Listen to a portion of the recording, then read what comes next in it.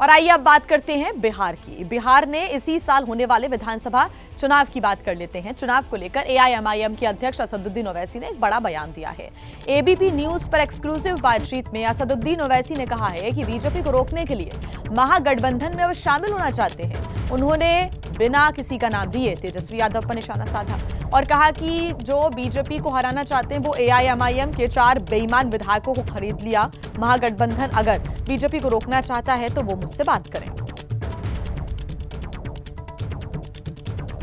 जिनको बीजेपी को हराना है, हम तो हमारे अख्तरुल ईमान साहब ने जाकर कहा है उनसे, बावजूद इसके कि मुझे इतनी तकलीफ है कि मेरे 4 एमएलए को उन्होंने खरीद लिया, उन बेईमानों को।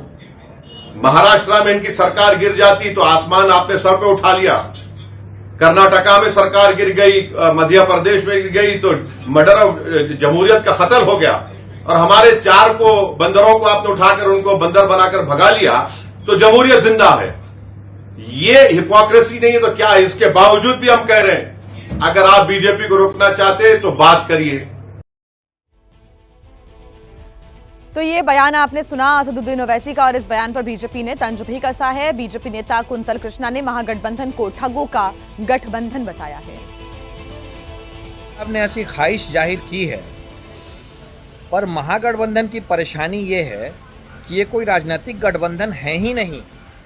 न तो यहाँ नेतृत्व तय है, न नीतियाँ तय है, और न ये तय है कि कौन बड़ा दिल दिखाएगा।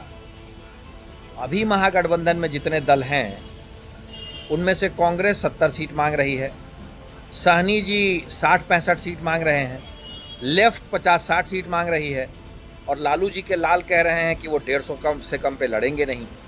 ऐसी हालत में तो 400 सीटों पे ऑलरेडी बातचीत चल रही है ना ओवैसी साहब। मर्जी आपकी है, पर महागठबंधन में कहीं कोई चीज़ तय नहीं है। महागठबंधन एक ठगबंधन है और यहाँ हर कोई एक दूसरे को ठगते रहता है।